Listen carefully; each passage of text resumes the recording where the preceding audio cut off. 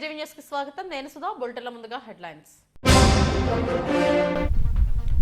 Record సృష్టించేలా విశాఖలో యోగా డేను నిర్వహించాలి. 1,00,000 మందితో ప్రధాని మోడీ జూన్ 21న యోగాసనాలు వేస్తారన్న సీఎం చంద్రబాబు. విరోచితంగా పోరాడితే సైనికులకు మద్దతుగా పాయక్రావుపేటలో తిరంగ ర్యాలీ. మాజీ సైనికులను సన్మానించిన హోంమంత్రి అనిత. పర్యావరణ సమతుల్యత పాటిస్తూ పారిశ్రామిక అభివృద్ధికి తోడ్పాటును అందిస్తున్నాం. సస్టైనబిలిటీ సమ్మిట్ లో మంత్రి కొండపల్లి శ్రీనివాస్. రాయలసీమను రతనాలసీమగా మారుస్తా. అనంతపురం జిల్లాలో పలు అభివృద్ధి కార్యక్రమాలు శంకుస్థాపన చేసిన మంత్రి లోకేష్. రికార్డు సృష్టించేలా విశాఖలో ఇంటర్నేషనల్ యోగా డే నిర్వహించాలని ముఖ్యమంత్రి చంద్రబాబు అధికారులకు దిశానిర్దేశం చేశారు. ఈ నెల 21వ తేదీ నుంచి జూన్ 21 వరకు యోగా మంత్ పాటించాలన్నారు. జూన్ 21న విశాఖలో ప్రధాని మోడీ పాల్గొనే అంతర్జాతీయ యోగా దినోత్సవ కార్యక్రమ నిర్వహణపై ముఖ్యమంత్రి చంద్రబాబు సమీక్షించారు. రాష్ట్ర వ్యాప్తంగా ప్రతి గ్రామం, వార్డుల్లో కార్యక్రమాలు నిర్వహించాలని సూచించారు. నెల రోజుల పాటు యోగా ప్రాక్టీస్ చేసిన వారికి సర్టిఫికెట్లు ఇవ్వాలని చెప్పారు. విశాఖలో 1,00,000 మందితో కలిసి ప్రధాని మోడీ యోగాసనాలు వేస్తారన్నారు. ఆర్కే బీచ్ నుండి సముద్ర తీరం పొడవునా లక్షల మందితో యోగా డే నిర్వహించనున్నట్టు చెప్పారు. యోగా డే అనంతరం కూడా రాష్ట్రంలో యోగా సాధన ఒక వ్యాపకంగా మారాలని సీఎం సూచించారు.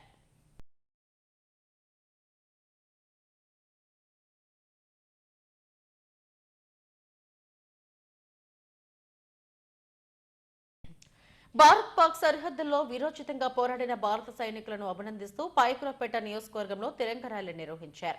ఆపరేషన్ సింధూర్ విజయవంతమైన నేపథ్యంలో భారత సైన్యానికి కృతజ్ఞతలు తెలుపుతూ ఈ ర్యాలీ చేపట్టారు.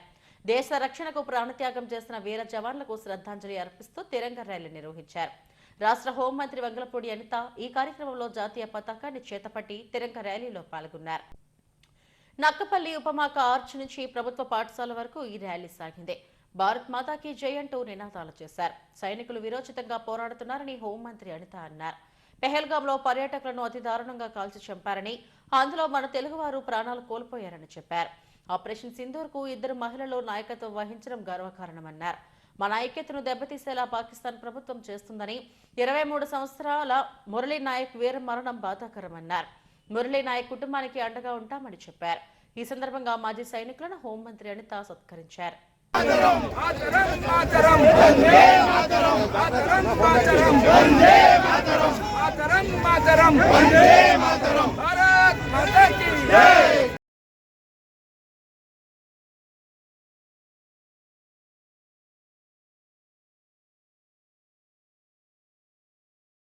ఈరోజు పాయక్రావుపేట నియోజకవర్గంలో ఈరోజు బీజేపీ అధ్యక్షులు మన పరమేశ్వరరావు గారు, అదేవిధంగా తెలుగుదేశం పార్టీ అధ్యక్షులు తాతబాబు గారు, జనసేన నుంచి మన నాయకులు అన్న గడ్డం బుచ్చి గారు, తోట నాగేష్ గారు, అదేవిధంగా తెలుగుదేశం పార్టీ మెయిన్ నాయకత్వం అందరూ కూడా ఇక్కడికి వచ్చి తిరంగ ర్యాలీలో పాల్గొనడం జరిగింది.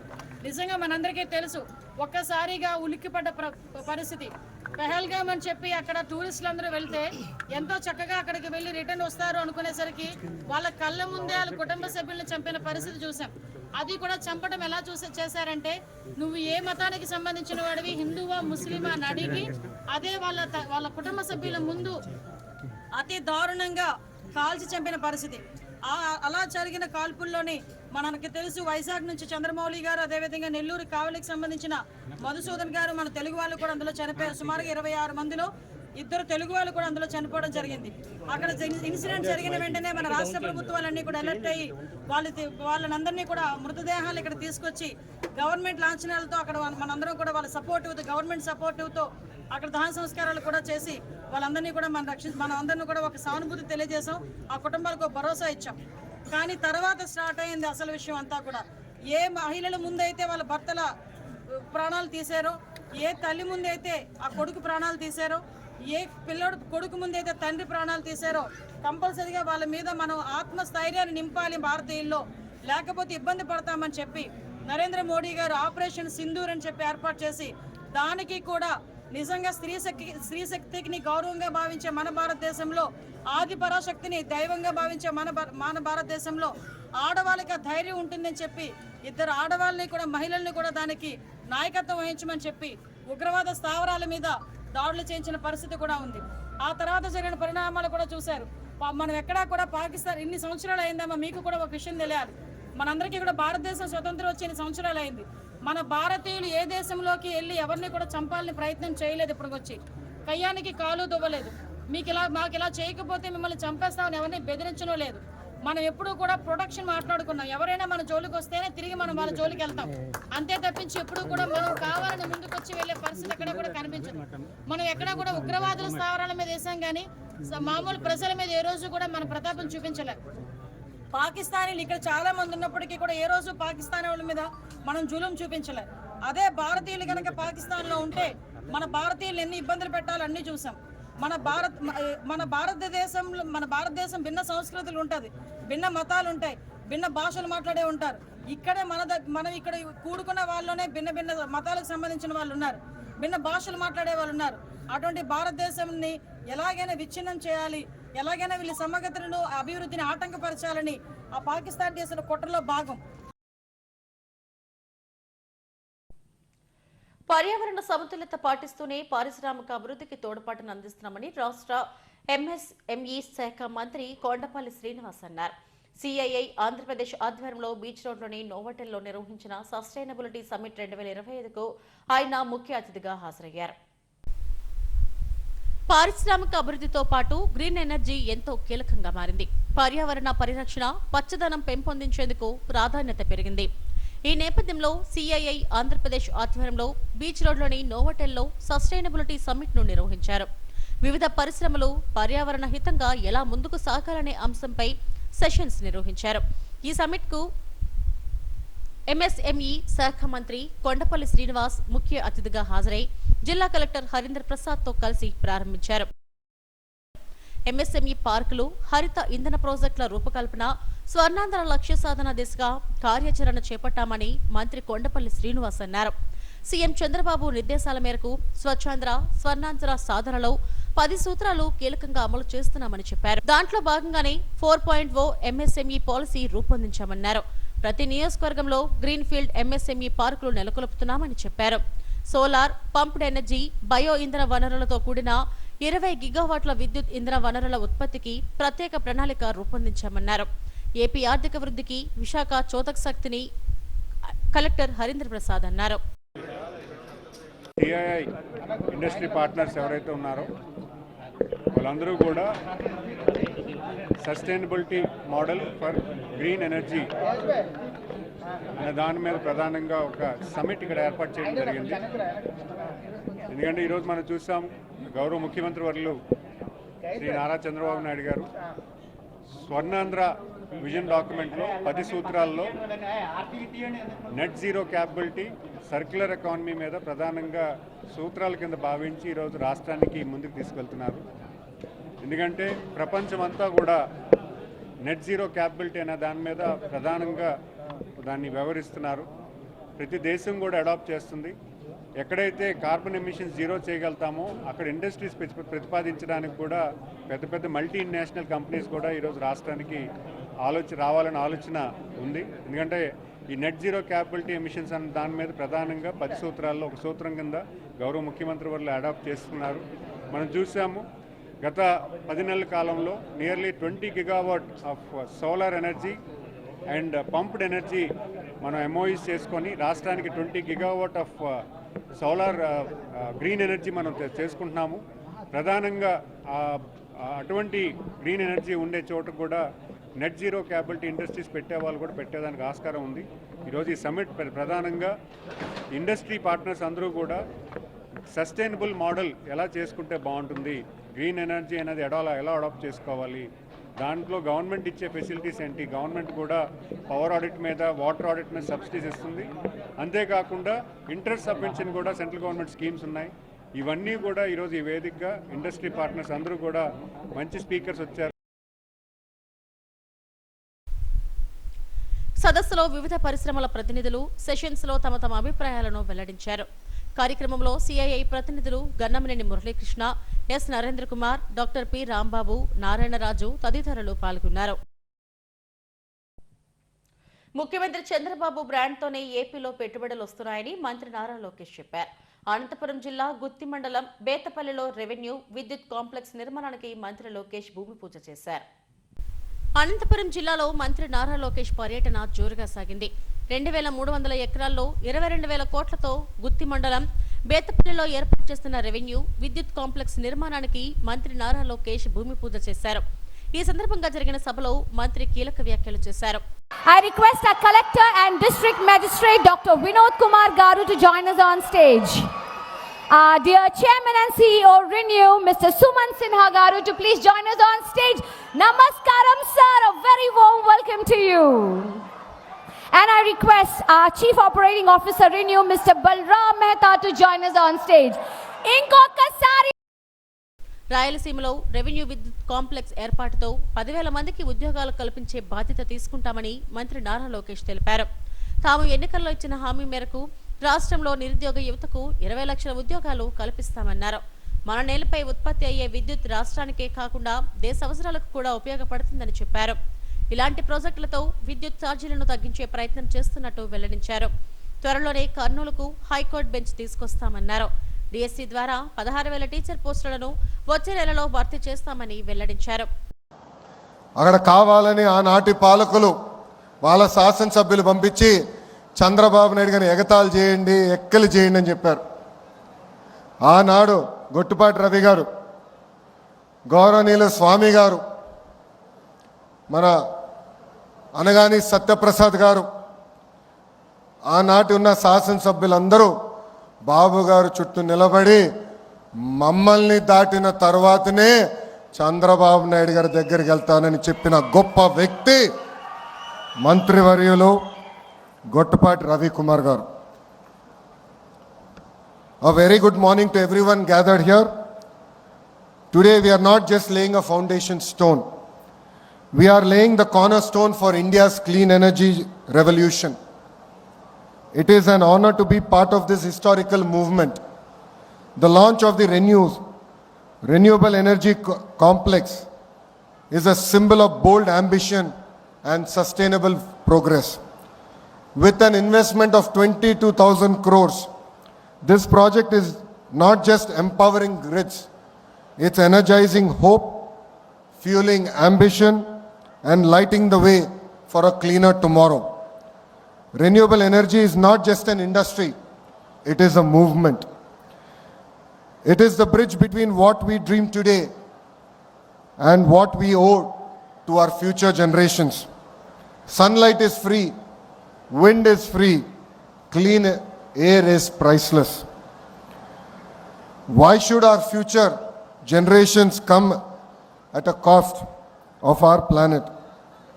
From fossil fuels to future fuels, this is a leap we are making, and we are doing it with a sense of purpose.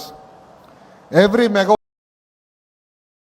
Anantapuram జిల్లాలో మంత్రి లోకేష్ పర్యటన జోరుగా సాగింది.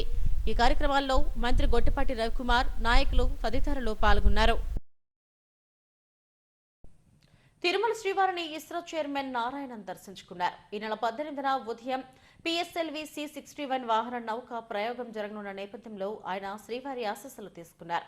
వీఐపీ విరామ సమయంలో శ్రీవారిని దర్శించుకుని మొక్కులు చెల్లించుకున్నారు. దర్శనం అనంతరం ఆలయం వెలుపల ఆయన మీడియాతో మాట్లాడారు. ఈ నెల 18న PSLV C-61 రాకెట్ ద్వారా భూమి పరిశీలన శాటిలైట్ ను గగనతలంలోకి పంపనున్నట్టు ఇస్రో చైర్మన్ తెలిపారు. దీనికి సంబంధించిన నమూనాను శ్రీవారి పాదాల చెంత ఉంచి ప్రత్యేక పూజలు నిర్వహించామన్నారు. 1962లో ఇండియా నింగిలోకి రాకెట్ ను పంపడం ప్రారంభించిందని, ఈ 62 ఏళ్లలో 63వ PSLV ఇస్రో లాంచ్ చేస్తున్నట్టు చెప్పారు.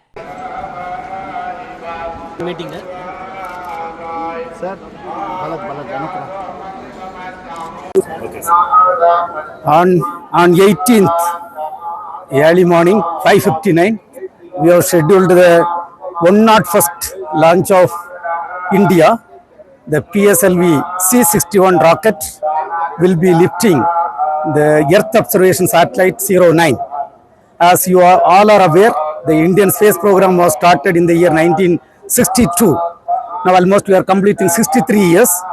This will be the 63rd launch of the PSLV.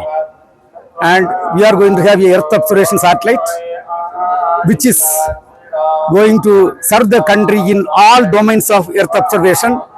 It will be all-weather satellite, irrespective of the cloud or rain. It can take the Earth observation data and serve the country in all domains.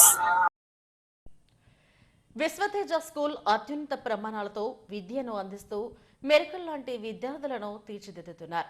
క్రమశిక్షణ, పటిష్ట పాఠ్య ప్రణాళిక, అంకిత భావంతో కూడిన ఉపాధ్యాయ బృందం, నిరంతరం ప్రోత్సహించే యాజమాన్యంతో అద్భుత ఫలితాలు వస్తున్నాయి. ఈ ఏడాది 10th ఫలితాల్లో విశ్వతేజ విద్యార్థులు విజయకేతనం ఎగరవేశారు. సాధారణ విద్యార్థుల నుండి అసాధారణ ఫలితాలు రాబట్టడం ఒక్క విశ్వతేజ స్కూల్కే సాధ్యమైందంటే అతిశయోక్తి కాదు. 1989లో తాడ్చెట్లపాలెంలో ప్రారంభమైన ఈ పాఠశాల ఎంతో మంది విద్యార్థులను ఉన్నత స్థానంలో నిలబెట్టింది. 2000 సంవత్సరం నుండి 10వ తరగతి ప్రారంభించి ప్రతి ఏటా 10th ఫలితాల్లో విజయ దుందుబి మోగిస్తూనే ఉంది. పాఠశాల కరెస్పాండెంట్ ఐ భాస్కర్ రావు నేతృత్వంలో క్వాలిఫైడ్ టీచింగ్ స్టాఫ్ తో అద్భుతమైన ఫలితాలు రాబడుతున్నారు. సాధారణంగా కొన్ని పాఠశాలల్లో ఎంట్రన్స్ టెస్టులు నిర్వహించి విద్యార్థులను చేర్చుకోవడం జరుగుతుంది. ఇక్కడ ఎలాంటి ప్రవేశ పరీక్ష లేకుండా సాధారణ విద్యార్థిని సైతం అత్యుత్తమంగా తీర్చిదిద్ది మంచి ఫలితాలు రాబడుతుంది. కేవలం పాఠ్యపుస్తకాలకే పరిమితం చేయకుండా విద్యార్థులని ఆసక్తిని గమనించి ఆయా రంగాల్లో వారిని తీర్చిదిద్దుతుంది. ఆహ్లాదకరమైన వాతావరణం, డిజిటల్ క్లాస్ రూమ్స్, అత్యున్నత ప్రమాణాలతో విద్యాబోధన, నిరంతర ప్రోత్సాహం ఇవ్వడంతో అద్భుతమైన ఫలితాలు వస్తున్నాయి. ఉత్తమ ప్రమాణాలతో కూడిన విద్యను అందరికీ అందించాలనే ఉద్దేశంతో ఈ పాఠశాలను నెలకొల్పాలని Vishwateja school correspondent I Bhaskar Rao తెలిపారు. రిజల్ట్ ఓరియంటెడ్ స్కూల్గా ప్రతి ఏటా నిరూపించుకుంటున్నామని చెప్పారు. 100% ఉత్తీర్ణతతో పాటు ఈ ఏడాది 10th ఫలితాల్లో 600 మార్కులకు పి కుసుమాంజలి 589 మార్కులు సాధించి టాపర్గా నిలిచారని అన్నారు. విద్యార్థుల కృషి, తల్లిదండ్రుల సహకారం, ఉపాధ్యాయుల అంకితభావం, సమిష్టి కృషితోనే ఇంత మంచి ఫలితాలు వస్తున్నాయని చెప్పారు. My name is I Bhaskar Rao, correspondent of Vishwateja school. మేము 1989లో ఈ తాటిచెట్లపాలెంలో స్కూల్ పెట్టడం జరిగింది. సో ఫస్ట్ మేము క్లాసులో ఎల్కేజీ, యూకేజీ అలా తీసుకొని ప్రమోట్ చేయడం జరిగింది. 2000 సంవత్సరం నుంచి 10th క్లాస్ ఫస్ట్ బ్యాచ్ పంపించడం జరిగింది. అప్పటి నుంచి ఇప్పటి వరకు కూడాను 100% రిజల్ట్ అనేది సాధిస్తున్నాము. ప్రతి ఇయర్ మంచి మార్కులతో స్టూడెంట్స్ ఉత్తీర్ణత అవుతున్నారు. అలాగే మాకు ఈ పేరెంట్స్ వీటికి సహకరించినందుకు వాళ్ళందరికీ మా ధన్యవాదాలు. అలాగే టీచింగ్ స్టాఫ్స్ కూడా మా ధన్యవాదాలు తెలియజేస్తూ ప్రతి ఇయర్ రిజల్ట్ ఇస్తున్నాం, క్రమశిక్షణతో విద్యను అభ్యసిస్తున్నాము. ఈ సంవత్సరం కూడా 589 మార్క్స్ మా ఒక అమ్మాయికి రావడం జరిగింది. యాక్చువల్గా వాళ్ళ పేరెంట్స్ మాత్రం చాలా పూరు, టైలరింగ్ చేస్తూ చదివించారు నా దగ్గర, ఆ డబ్బులతో చదివించేవాళ్ళు. అటువంటి పేరెంట్స్ కూడా మంచి నేమ్ ఈ అమ్మాయి తెచ్చింది. ఈ అమ్మాయి అభిప్రాయం కూడా మంచి సివిల్ సర్వీస్ రాయాలనే ఉద్దేశంతో మంచి కాలేజీలో జాయిన్ అయ్యి మంచి సివిల్ సర్వీస్ రాయాలని పట్టుదలతో ఉంది ఈ అమ్మాయి. చాలా బాగా చదువుతుంది. అలాగే మేము ఈ సంవత్సరం ఏంటంటే 61 మందిని పంపించామండి. 61 మంది కూడా పాస్ అయ్యారు. అందరూ 100% పాస్ అయ్యారు, ఎవరు లేరు. మోస్ట్లీ స్కూల్స్, చాలామంది స్కూల్స్ ఏం చేస్తారంటే టెస్ట్ పెట్టి తీసుకోవడం జరుగుతుంది స్టూడెంట్ని. అలా చేయడం వల్ల స్టూడెంట్ యొక్క మనోభావాలు దెబ్బతింటాయి. అలా కాకుండా మేము ప్రతి ఇయర్ ఎవరు స్టూడెంట్ వచ్చినా సరే వితౌట్ టెస్ట్ లేకుండానే మేము జాయిన్ చేసుకోవడం జరుగుతుంది.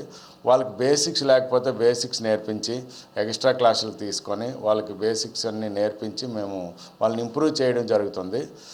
చాలామందికి సెంట్రల్ స్కూల్ నుంచి కూడా వస్తారు చాలామంది స్టూడెంట్స్, వాళ్ళకి తెలుగు సబ్జెక్ట్ ఉండదు. అయినా మేము ఆల్ఫాబెట్స్తో కూడా నేర్పిస్తూ మనము దాన్ని డెవలప్ చేస్తూ మంచి మార్కులతో అటువంటి పిల్లలు కూడా ఉత్తీర్ణత అవుతున్నారండి. ప్రతిదీ ఏంటంటే ఒక స్టూడెంట్ డెవలప్ అవ్వాలంటే సరైన మాస్టర్ ఉండాలండి. మాస్టర్ ఉంటే స్టూడెంట్ ఆటోమేటిక్గా డెవలప్ అవుతారు, ఆటోమేటిక్గా మంచి రిజల్ట్ అనేది వస్తుంది. అలాగే మా స్కూల్లో మంచి క్వాలిఫైడ్ స్టాఫ్ ఎంఎస్సీ బీఈడి వాళ్ళు ఎక్కువగా ఉంటారు.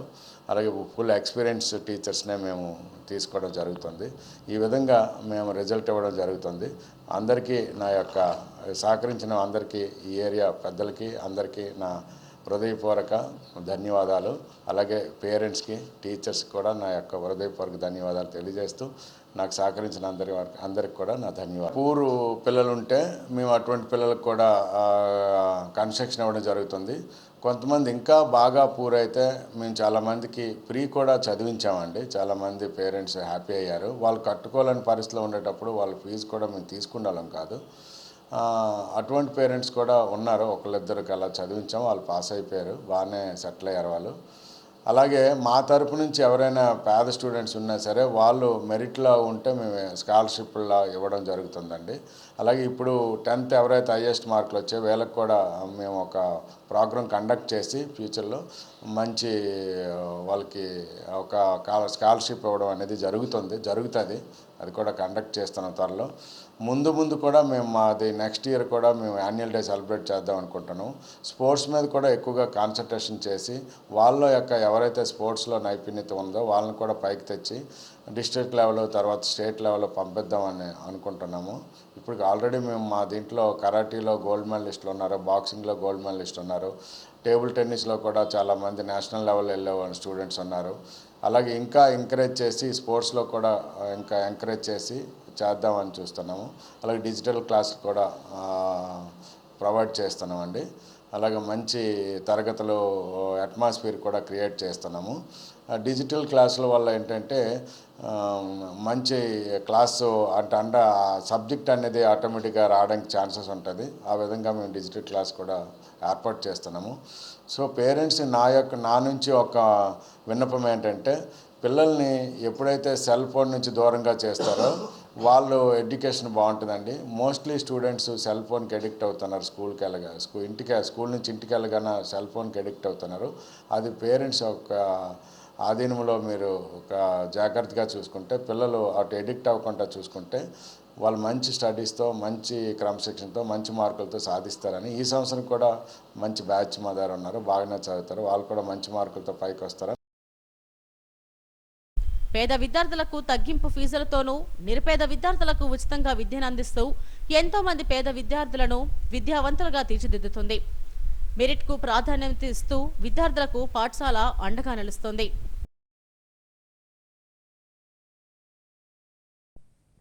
ప్రజల భాగస్వామ్యంతో డెంగ్యూను సమర్థవంతంగా నియంత్రించవచ్చని malaria Visakha zone assistant director KVS Prasadarao అన్నారు. నేషనల్ డెంగ్యూ డే సందర్భంగా జీవీఎంసీ గాంధీ విగ్రహం వద్ద అవగాహన ప్రదర్శన అనంతరం ర్యాలీ నిర్వహించారు. డెంగ్యూ బారిన పడకుండా ఎలాంటి జాగ్రత్తలు వహించాలో అవగాహన కల్పిస్తూ ర్యాలీ సాగింది. 3 పద్ధతులు పాటించడం ద్వారా డెంగ్యూను ఓడించాలనే థీమ్తో ఈ ఏడాది డెంగ్యూ దినోత్సవాన్ని నిర్వహించారు. దోమల ఉత్పత్తి అయ్యే నీటి నిల్వలను పరిశీలించడం, అలాంటి నీటి నిల్వలు శుభ్రం చేయడం, నిల్వ ఉండే తొట్టెలు, డబ్బాలు వంటి వాటిపై మూతలు ఉంచడం ద్వారా డెంగ్యూను ఓడించొచ్చని అవగాహన కల్పించారు. ఏడీఎస్ దోమ కుట్టడం ద్వారా డెంగ్యూ జ్వరాలు వ్యాపిస్తాయని ప్రసాదరావు, జీవీఎంసీ బయాలజిస్ట్ డి సాంబమూర్తిలు తెలిపారు. క్షేత్రస్థాయిలో ఫ్రైడే, డ్రైడేను పటిష్టంగా అమలు చేయడం ద్వారా నివారించవచ్చునని తెలిపారు. ఈ కార్యక్రమంలో జిల్లా మలేరియా అధికారి తులసి, తిరుపతిరావు తదితరులు పాల్గొన్నారు. ముఖ్యంగా ఈరోజు ఈ కార్యక్రమం చేయడానికి కారణం ఏంటంటే ప్రజల్లో అవగాహన కలిగించడం. ప్రజల్లో అవగాహన కలిగించడం అంటే ఈ వ్యాధి ఎలా వస్తుంది, ఇది ఈడిస్ ఈజిప్టే దోమ కాటు ద్వారా, పగటిపూట కరిచే దోమ ద్వారా ఒక వ్యక్తి నుండి ఇంకో వ్యక్తికి ఈ వ్యాధి వస్తుంది. ఈ దోమ పగటిపూట కరుస్తుంది ఈడిస్ ఈజిప్టే దోమ. దాని ఆహారం బ్లడ్ మీల్గా తీసుకుంటుంది కాబట్టి వస్తుంది ఈడిస్ ఈజిప్టే దోమ. దాని ఆహారం బ్లడ్ మీల్గా తీసుకుంటుంది కాబట్టి 3 నుండి 5కి ప్రతిరోజు కూడా కరడానికి అవకాశం ఉంటుంది. కాబట్టి ఆ కరిచిన వ్యక్తికి వైరస్ ట్రాన్స్మిషన్ అవుతుందేమో, ఈ వ్యాధి వస్తుందేమో అని ఈ దోమల్ని నివారించడానికి మనం విశాఖపట్నం జిల్లాలో నుంచి జీబీఎంసీ ఏరియాలో బయాలజిస్ట్ గారు, సిఎంఓహెచ్ గారు, కమిషనర్ గారు ఆధ్వర్యంలో నుంచి ఈ అర్బన్ మలేరియా స్కీమ్ ద్వారా వివిధ రకాలైన కంట్రోల్ మెజర్స్ చేయడం జరుగుతుంది. అలాగే జిల్లా వ్యాప్తంగా నుంచి జిల్లా మలేరియా ఆఫీసర్ గారు ఎం తులసి గారు మరియు డిఎండిఓ గారు, కలెక్టర్ గారు ఆధ్వర్యంలో నుంచి అన్ని గ్రామాల్లోన అలాగే వారి సూపర్వైజన్లోన ఈ జీవీఎంసీలో కూడాను ఈ నివారణ చర్యలు పటిష్టమైన ప్రణాళికల ద్వారా జరిగేటట్టు చేయడం జరుగుతుంది. సో ఈ ప్రజల్లోన అవగాహన కలిగిస్తే వాళ్ళు ఈ వ్యాధిని ఎలా నివారించాలి, ఈ లార్వాలు ఎలాగ కంట్రోల్ చేయాలి, మన విశాఖపట్నంలోన ఈ జిల్లాలోన ఈ డెంగ్యూని తరిమిదోలడానికి మన ప్రయత్నం మనం చేయించి డెంగ్యూని ఓడించేటట్టు ప్రయత్నం చేయడానికి ఈరోజు ఈ కార్యక్రమం పెట్టడం జరిగింది. Thank you. ఈరోజు జాతీయ డెంగ్యూ దినోత్సవం. ప్రతి సంవత్సరం కూడా మే 16ని ఈ జాతీయ డెంగ్యూ దినోత్సవం నిర్వహించబడుతుంది. ఈ జాతీయ డెంగ్యూ దినోత్సవం తాలూకా ముఖ్యోద్దేశం ఏంటంటే ఈరోజు రాష్ట్ర వ్యాప్తంగా ర్యాలీలు నిర్వహించి ప్రజలకు డెంగ్యూ వ్యాధి రాకుండా అవగాహన కార్యక్రమం కల్పించడమే ఈ ర్యాలీ యొక్క ముఖ్య ఉద్దేశం. అయితే ఈ డెంగ్యూ వ్యాధిలో ఏడిస్ ఈజిప్ట్ అనే దోమ ద్వారా ఈ డెంగ్యూ వ్యాధి ఒకరి నుంచి ఒకరికి వ్యాప్తి చెందుతుంది. ఈ వ్యాధి రాకుండా తీసుకోవాల్సిన జాగ్రత్తలు: దోమ పుట్టకూడదు, పుట్టినా కుట్టకూడదు. దోమ పుట్టకూడదు అంటే దోమ పెరిగే ప్రాంతాలు, వారం పైబడిన నీటి నెలలన్నింటిలో కూడా ఈ దోమ గుడ్లు పెట్టి లార్వాగా మారి 1 వీక్లో దోమలుగా మారి మానవులను కుడుతుంది, కుట్టి రక్తం పీలుస్తుంది అన్నమాట. అందువల్ల ఈ దోమ కుట్టకుండా ఉండాలి అంటే ఆ నీటి నెల వారానికి ఒకసారి డ్రై డే ఫ్రైడే తప్పనిసరిగా పాటించాలి.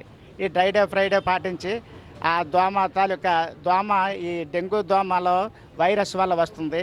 ఈ డెంగ్యూ అనేది వైరస్ వ్యాధి. దీనికి నివారణ మార్గం తప్ప ట్రీట్మెంట్ లేదు.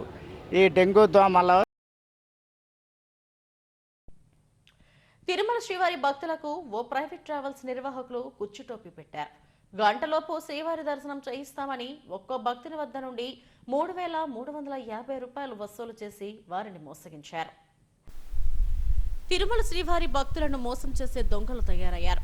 ఎంతో భక్తిభావంతో శ్రీవారిని దర్శించుకుని మొక్కులు చెల్లించుకుందామని వచ్చే భక్తులను టార్గెట్ గా చేసుకుని ప్రైవేట్ ట్రావెల్స్ నిర్వాహకులు అడ్డంగా బుక్ చేశారు. శ్రీవారి దర్శనం గంటలోపే చేయిస్తామని చెప్పి ఒక్కో భక్తుడి నుండి 3,350 రూపాయలు చొప్పున 35 మంది వద్ద వసూలు చేసినట్టు కర్ణాటక భక్తులు చెప్పారు. టికెట్ బుక్ చేసుకున్న భక్తులు తిరుమల చేరుకున్న అనంతరం ట్రావెల్స్ నుండి పొంతనం లేని సమాధానం రావడంతో అవాక్కయ్యారు. గంటలో దర్శనం చేయిస్తామని చెప్పి తమను మోసం చేశారని భక్తులు ఆవేదన వ్యక్తం చేశారు. దేవుణ్ణి దర్శించుకుందామని వస్తే తమను మోసగించడం అన్యాయమన్నారు. ఇలాంటి ట్రావెల్స్ పై అధికారులు చర్యలు తీసుకోవాలని కోరారు. ಮಾತ್ರೆಗಳೆಲ್ಲ ಅಲ್ಲಿ ಬ್ಯಾಗಲ್ಲಿದೆ, ಶುಗರು BP ಎಲ್ಲ ಇದೆ, ಹಾರ್ಟ್ ಪೇಷಂಟು. ಹಿಂಗಾಗಿ ಏನ್ ಮಾಡ್ಬೇಕು ಹೇಳಿ, ನಾವು ಯಾರಿಗೆ ಕೇಳಬೇಕು, ಯಾರಿಗೆ ಹೇಳ್ಬೇಕು ಹೇಳಿ? ಮೊದಲೇ ಹೇಳಿದ್ರೆ ಬರ್ತಾನೆ ಇರಲ್ಲ. ನಿಮ್ಗೆ ಗೊತ್ತೇ ಇಲ್ಲ, ಇಲ್ಲಿ ಕ್ಯೂ ಹೋಗುತ್ತೆ, ಹೋಗ್ಲಿ 4 to 6 ದರ್ಶನ ಆಗುತ್ತೆ, ನಾವು ಕ್ಯೂ ಓಡೋಡ್ ಬರ್ತಾ ಇದೀವಿ. ಈಗ ನೀವು ಹೇಳಿದ್ಮೇಲೆ నಮಗೆ విషయం ಗೊತ್ತಾಗಿದ್ದು. అని 2,300 తీసుకున్నారు. ఇప్పుడు చూస్తే రేపు గంట దర్శనం అవుతుంది అని చెప్పారు సార్. ఇది ట్రావెల్స్ వాళ్ళు వర్ష ట్రావెల్. మేము బెంగళూరు నుంచి వచ్చినది, మరికన్ని కుప్పం మాది. ఈ ట్రావెల్స్ వాళ్ళు ఏమీ లేదు, ఫ్రీ దర్శనం అయిపోతుంది మాప్సార్ లోపల అని చెప్పారు.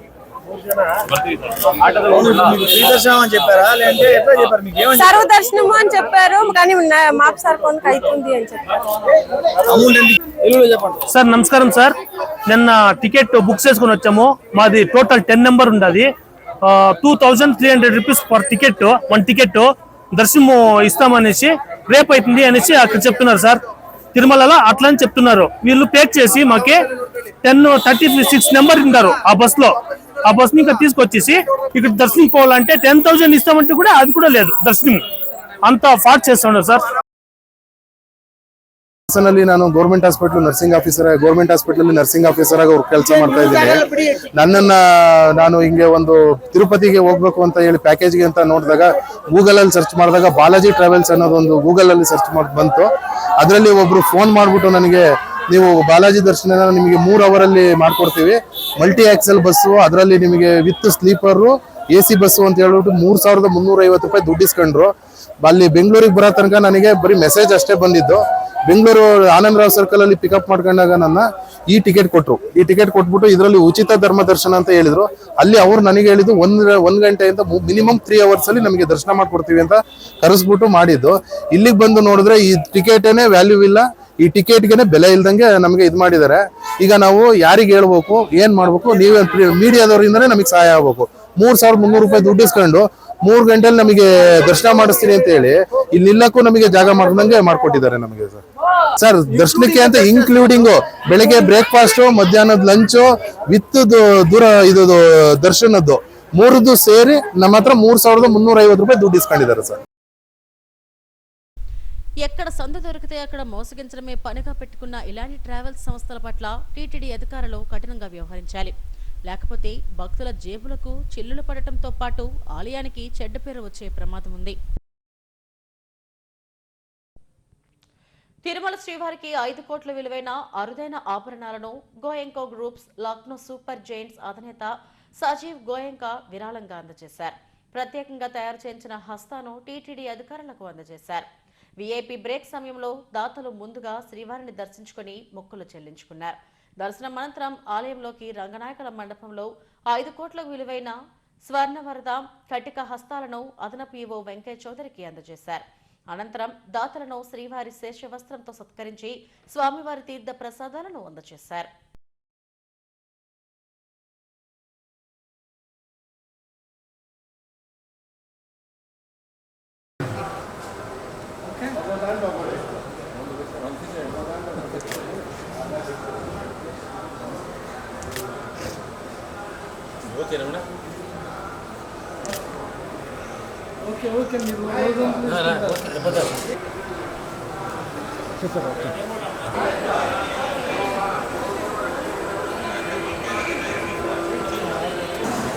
ధ్వరాయోషసో నమంత అధిక్రామే వసుజే పదాయం వసువిధం భగన్నః ఆవహంతు గోమతీర్ణ ఉషాసః వేదవతీ సదముచ్ఛందు భద్రాః మృదంగుహానా విశ్వతః ప్రవీణాః యూయం పాదస్వస్తిభిస్వదానః.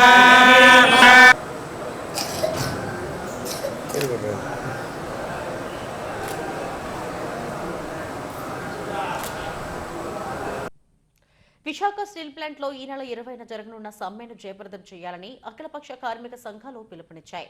ఈ మేరకు బీసీ గేట్ వద్ద ధర్నా నిర్వహించారు. స్టీల్ కార్మికులపై విధించిన సస్పెన్షన్, షోకాజ్ నోటీసులు ఉపసంహరించుకోవాలని నినాదాలు చేశారు. విశాఖ స్టీల్ ప్లాంట్ లో అప్రకటిత ఎమర్జెన్సీని యాజమాన్యం అనుసరిస్తుందని సిఐటియు నాయకులు ఎన్ రామారావు విమర్శించారు. కార్మికులకు రాజ్యాంగం కల్పించిన హక్కులను సుప్రీంకోర్టు తీర్పును ఉల్లంఘిస్తుందని మండిపడ్డారు. కార్మికులపై కక్ష సాధింపు చర్యలకు దిగడం సరికాదన్నారు.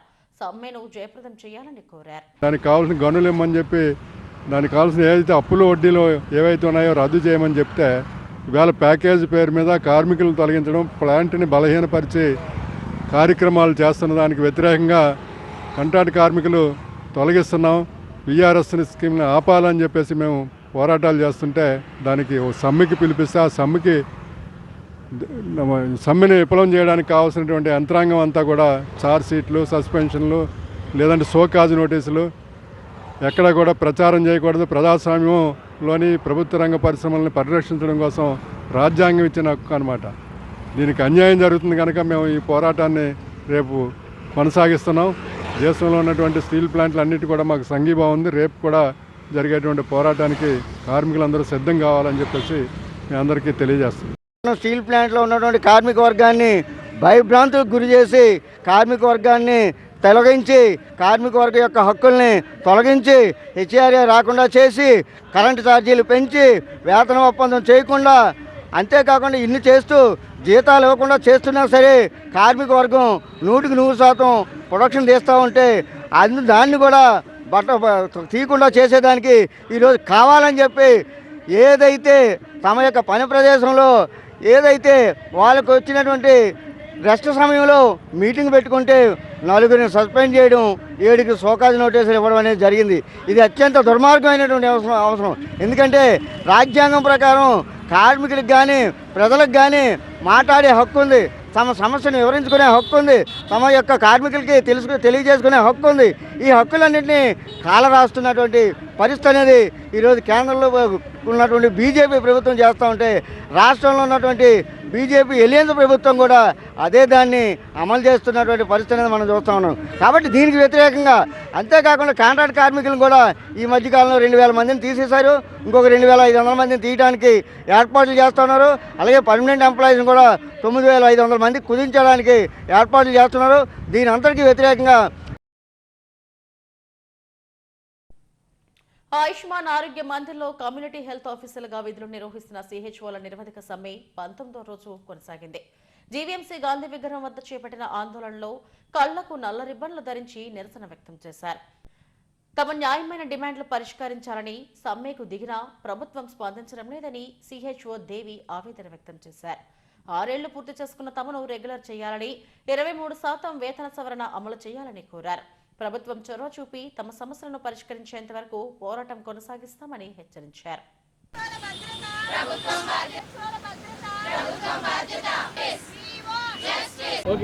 నా పేరు దేవి అండి. నేను ఆనందపురం పిహెచ్సి గిరిజాల సబ్ సెంటర్లో సిహెచ్ఓగా వర్క్ చేస్తున్నాను అండి.